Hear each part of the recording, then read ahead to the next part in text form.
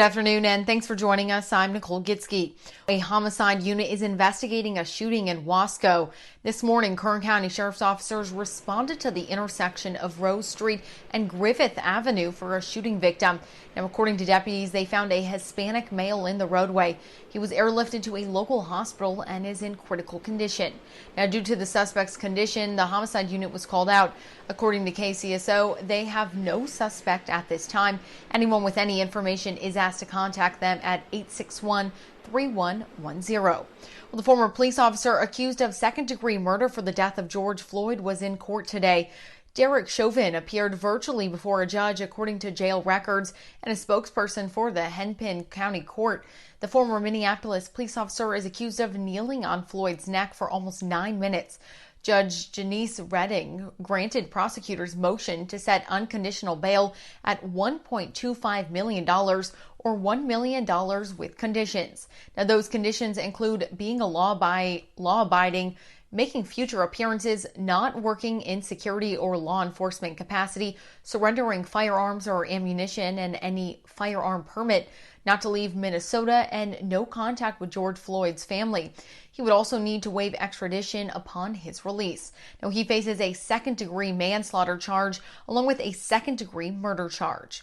Well, 9 members of the Minneapolis City Council on Sunday announced they intend to defund and dismantle the city's police department following the police killing of George Floyd. Now, the 9 council members made the announcement at a community rally in Minneapolis. Calls by some to defund or abolish police departments have grown in the wake of Floyd's death and nationwide protests against police brutality, not just in Minneapolis, but around the country. I just stood with a total of 9 members of the Minneapolis City Council, and we committed to dismantling policing as we know it in the city of Minneapolis and to rebuild with our community a new model of public safety that actually keeps our community safe. When pressed for details on what the dismantling might look like, Bender said police funding would be shifted to other needs, and the city council would discuss how to replace the current police department. And a post going around social media is asking for Bakersfield Police Department to be defunded. The post asks you to email your representatives asking for BPD to be defunded. Now, according to the post, in the email template, it asks government officials and council members to reallocate large police budgets towards education, social services, and dismantling social injustice. Well, dozens held a vigil last night to remember 11-year-old Lela Johnson. The vigil comes almost a week after the 5th grader drowned while vacationing with her family in Oklahoma. Family and friends gathered in front of Almondale Elementary to remember Sunshine, the little girl who brightened everyone's day through her smile. Lela was referred to as everyone's best friend. Her coach remembered the track star for her blazing fast speed, and her family remembered her for her kindness. She was just a goofy person, athletic. Like, I just knew out of all my mama kids that she was going to be the one to be on top. Like, it's a tragedy. Like, I can't believe it. Lela was reported missing around 4 p.m. Monday at Broken Bow Lake in southeastern Oklahoma. The family was gathered at the lake celebrating Lela's sister's graduation. At first, family members thought Lela had been abducted. Through social media, they made a plea to the public asking for help in finding the 11-year-old. But the next day, they received the news no family wants to hear. Lela's body was found in the lake. Well, now to the latest on the coronavirus here in Kern County. Public Health confirms 74 new cases along with 2 deaths. That brings our total cases to 2,804. The death toll sits at 47. 1,824 have recovered from the virus.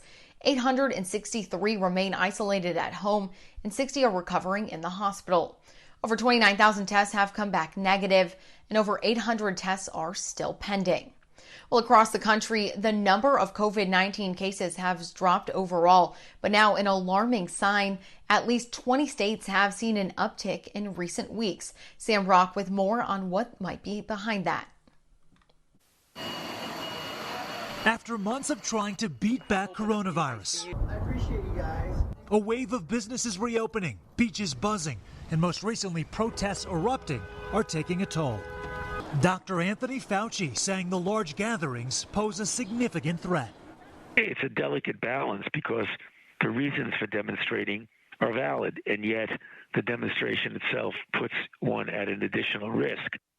This morning, 20 states showing an upward swing in cases over the last 2 weeks. Texas, California, Florida, and Missouri among them. A rise stretching back to a very social Memorial Day holiday. So weather got nice outside, people start to go back outside. We did relax a lot of our social distancing in those states, and here we go. Cases start to pick up. No justice! No peace! Massive demonstrations in the aftermath of George Floyd's tragic death, only heightening concerns. A new NBC News Wall Street Journal poll shows 66% of respondents are uncomfortable attending a public gathering or an event with a large group. Even as some healthcare workers step out into the streets to protest injustice. I don't know that COVID is really in the back of my mind when I'm out there. I'm really thinking about the issue at hand, which is making sure that justice is served and something like this never happens again. A powerful movement sweeping the nation as New York City reopens its economy for the first time today. We're going to open 15 sites that are dedicated just to protesters to get a test so you can get it on an expeditious basis. But please get a test. Testing in college sports also raising red flags as athletes return for preseason training. According to multiple reports, several University of Alabama football players have the virus, and Auburn University acknowledges 3 of its players tested positive too. An Oklahoma State linebacker even tweeting after attending a protest and being well protective of myself, he has COVID-19. New information for businesses reopening. On Friday, the California Department of Public Health released new guidance for 12 industries that have been waiting 2 months to reopen. Now here's a look at those 12 sectors: schools, day camps, camping, hotels, casinos and card rooms, film, television, and music production, pro sports without an audience, bars and wineries, gyms and fitness studios, family entertainment centers like bowling alleys, mini golf and batting cages. Also included are zoos and museums. Now, there are still some businesses and activities that do not have guidance and therefore are still not allowed to operate at this time. Well, the seating replacement project at Spectrum Amphitheater at the park at the Riverwalk is nearly complete. In fact, it's weeks ahead of schedule.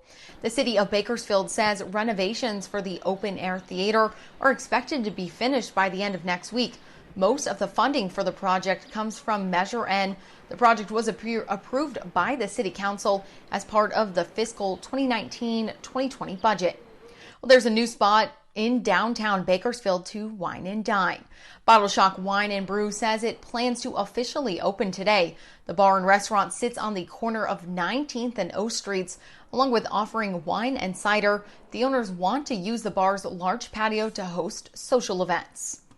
Well, Kern County Animal Services is reopening their doors to the public, but still implementing changes. Now, starting today, the Bakersfield location will be open. Mojave and Lake Isabella will remain closed. Vaccination clinics will not be available. Now, the shelter is still not taking in healthy cats, nor the option for owners to surrender their animal. For those interested in adopting, visitors will sign in and wait in their vehicle, or they can make an appointment ahead of time. Now, face coverings are required. The hours have changed, so check their website before heading over. And today, local fitness studio Level Fitness reopened their doors. They had their first class this morning. Now, according to their social media page, they have sanitized the studio and have new protocols in place so you can work out while feeling safe. Now, a shooting leaves 1 dead in Rosemont. According to KCSO, it happened after 9:30 last night in an apartment on Center Street. Deputies found a man in his 40s who had been shot. He was later pronounced dead. KCSO says they do not have a lot of information about the suspect. They stayed on scene overnight investigating. Now, anyone with any helpful information is asked to contact KCSO at 861-3110.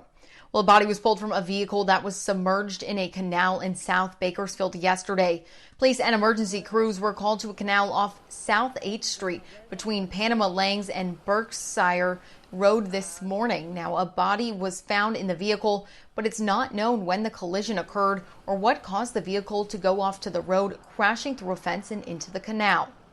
A Water District employee found the vehicle submerged. It was obvious that there was at least one body inside the vehicle. Rescue personnel responded and determined that the occupant of the vehicle, who was believed to be the driver, was deceased inside the vehicle. It's It's still not clear why or how the driver swerved and crashed into the canal, but officers say they are currently investigating that incident. And a 17-year-old was shot and killed in southwest Bakersfield Saturday night. Bakersfield police say it happened in the 2600 block of Edmonton Street. Officers say they found the teen suffering from gunshot wounds inside a car that had collided with a detached garage in the area. The teen was taken to a hospital, but where he later was pronounced dead. BPD says passengers were in the car but ran away from the scene.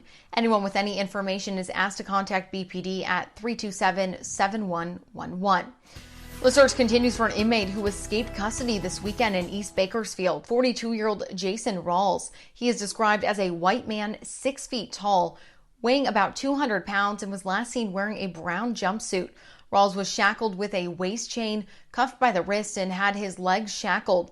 And as of news time, deputies are still searching for Rawls in the surrounding area. If you see the suspect, you are asked not to approach him, but call 911. Another protest was held last night in South Bakersfield. Now, according to BPD, a crowd of about 100 people gathered near the intersection of Ming Avenue and Weibel Road.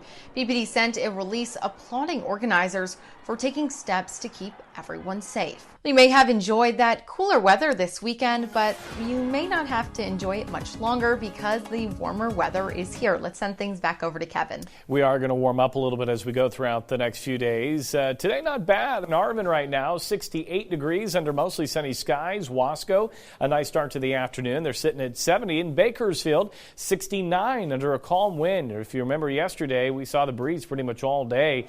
Overnight, we were at 50, so slightly below the normal of 62. Normal high today is 89. The record on this date, 107, set back in 2013. Here's a look at temperatures, and we've got 60s and 70s for the valley, and then we finally warm things up in Tehachapi, 63 now. 67 out of Lake Isabella, 71 in Ridgecrest, and you can see here on the regional view, not much to show you. Very quiet start to the afternoon around the state of California. Temperatures today a little bit warmer, 72 in Sacramento, 83 in Fresno, 84 in LA, and San Diego at 80, 75 in Vegas, and below 100 out of Phoenix. They're at 90 this afternoon. The beach is looking very nice as well. Lots of sunshine, and this afternoon they'll be looking at temperatures right near 77.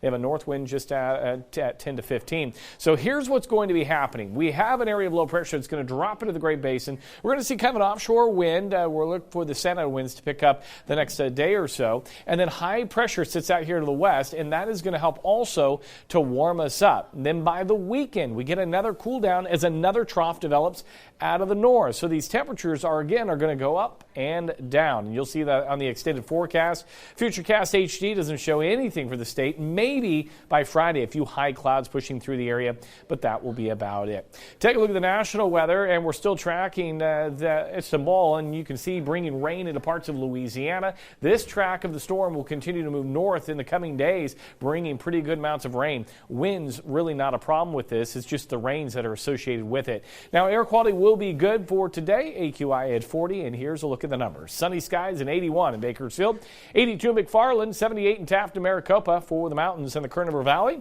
65 in Frazier Park, 68 in Tehachapi, 70s for the Kern River Valley today. Beautiful. 75 Lake Isabella, and then for the desert, sunny, 76 in Mojave.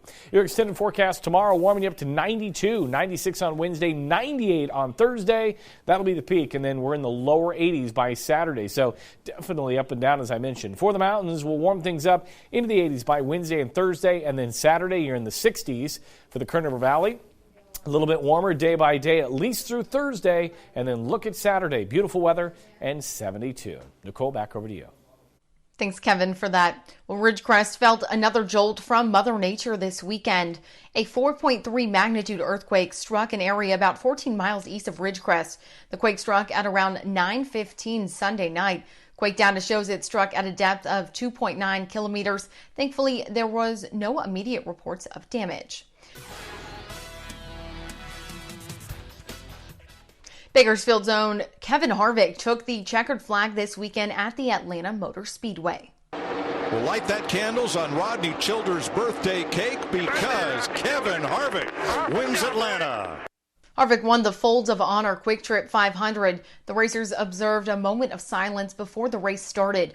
Martin Truex Jr. won the first two stages of the race, but Harvick took control in stage 3, winning the entire thing.